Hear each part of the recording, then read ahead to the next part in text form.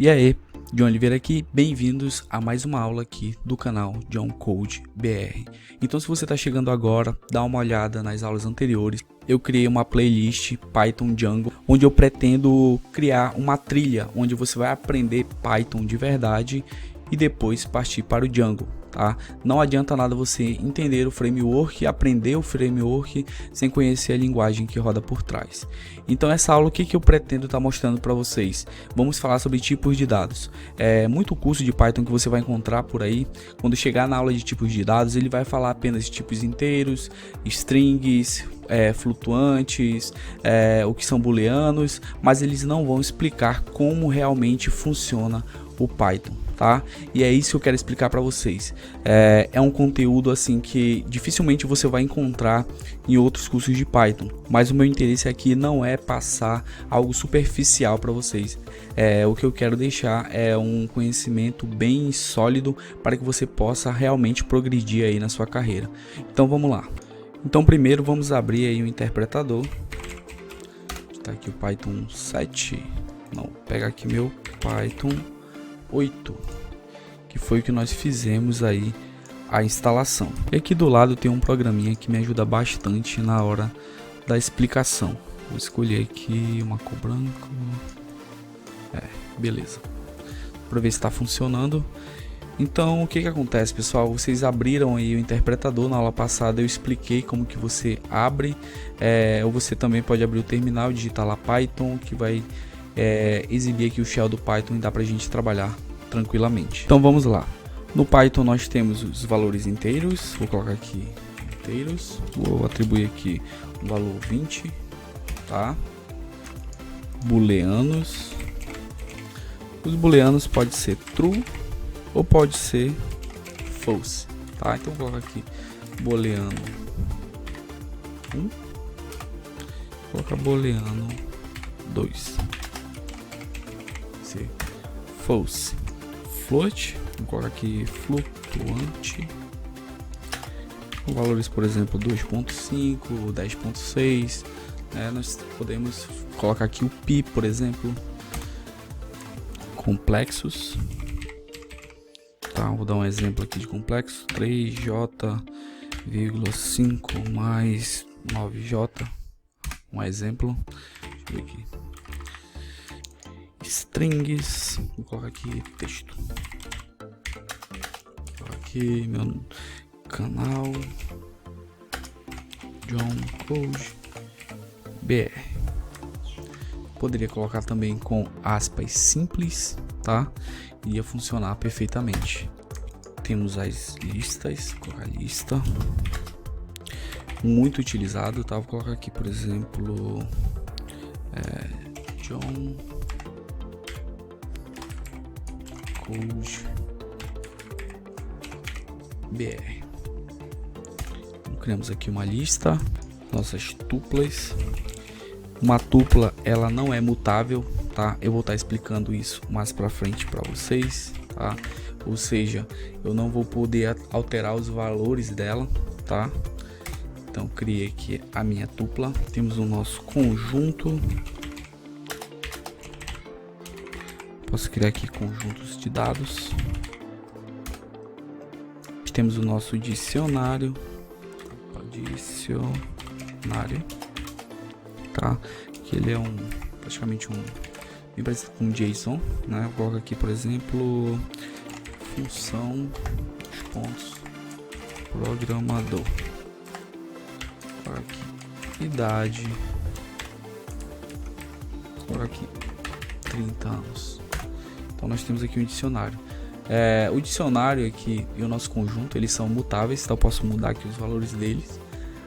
Mas tem como eu utilizar aqui um frozen set, que ele vai deixar ali meu conjunto imutável, mas nós vamos ter uma aula apenas para isso. Então nós temos vários tipos de dados aí que nós podemos estar utilizando no Python, como em qualquer outra linguagem. Porém no Python, como vocês podem ver, eu não preciso tipar ele. O Python, ele já verifica o valor que eu estou atribuindo, tá? Quando eu falo atribuindo é porque eu estou utilizando o sinalzinho de igual, ou seja, aqui meu inteiros está recebendo igual a 20. Então se eu chamar aqui meu inteiros, ele está pegando aqui o meu 20. Se eu colocar aqui um type inteiros, ele vai aparecer aqui um class int. O que significa isso aqui, pessoal? Era nesse ponto que eu queria chegar, tá? Que é muito pouco discutido aí na maioria dos cursos de Python. Então, o que difere, né, de outras linguagens quando eu faço uma atribuição com Python, tá? Que é bem diferente do que acontece com outras linguagens. Uma variável Python, ele é um nome simbólico, tá? Ou podemos também chamar de ponteiro para um objeto.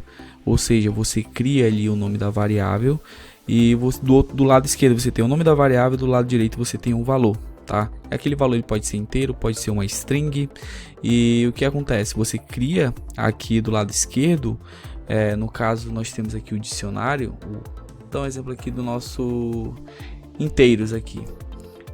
Aqui do lado esquerdo eu tenho inteiros apontando para um objeto do tipo inteiro, tá? Então acontece isso, eu crio apenas um nome de referência para o valor, tá? Que também é um objeto do tipo que eu atribuí, pode ser ele inteiro, pode ser ele uma string, pode ser ele um outro valor.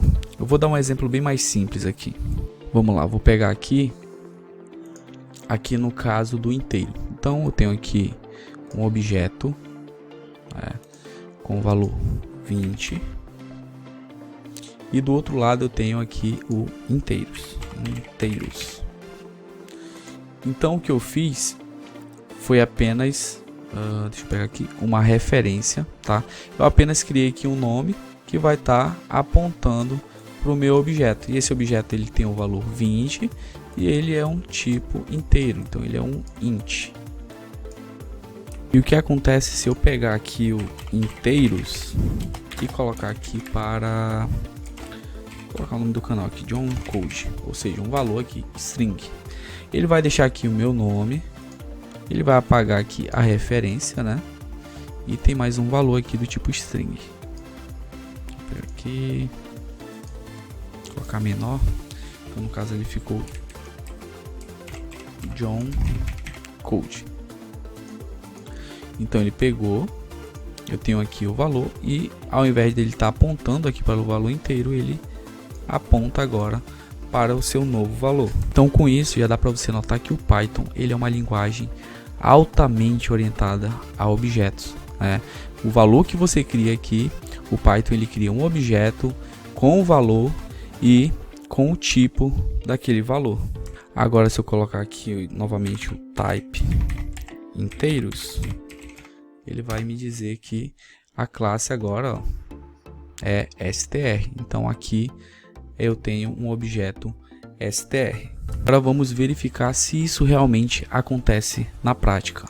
Beleza, então deixa eu dar uns enters aqui. Vou colocar aqui nome não, vou colocar idade, vai receber 30. Beleza, então o que acontece? Aqui eu criei o nome idade, vou colocar aqui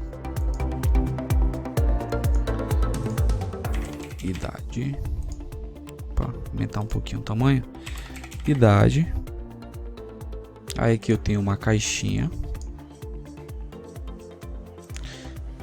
tenho 30, né? E é do tipo int, logicamente, tá?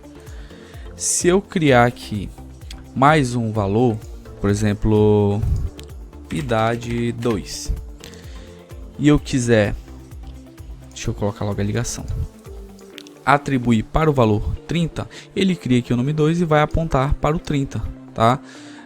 Como eu falei para vocês, porque eu tenho um número, tá? Desse meu, eu tenho um identificador aqui do meu objeto, por exemplo, idade 30, né? Se eu colocar aqui idade, vai receber 40, idade 2. Ó, vou colocar id idade, olha aqui o identificador dele, e vou colocar aqui id idade 2. Ó, o identificador aqui é diferente, ó, 304 aqui no final e 144 aqui no final. Se eu colocar aqui, por exemplo, teste, vai receber o 30. Se eu colocar aqui id idade e id teste, eles vão estar, ó, no mesmo identificador. Ou seja, o que eu fiz aqui? Eu criei um teste e ele fez o apontamento para mim, beleza? Eu sei que essa aula foi um pouco foi na prática, né? Espero que eu tenha passado para vocês tudo aquilo que eu queria estar passando na aula, tá? Essas referências, para na próxima aula a gente explorar um pouco mais os tipos de dados. Espero que vocês tenham gostado da aula, tá? E caso vocês ainda não sejam inscritos aí no canal, caiu aqui de paraquedas, já clique em se inscrever, clica aqui no gostei e ativa o sininho, que isso vai me dar uma força tremenda para que eu possa continuar com esse projeto. Eu sei que a aula foi um pouco meio monótona, mas vocês podem ver que esse conteúdo, essa aula teórica é o que vai dar o fundamento para você quando estiver mais lá na frente trabalhando com Django. Então, até mais. Tchau, tchau.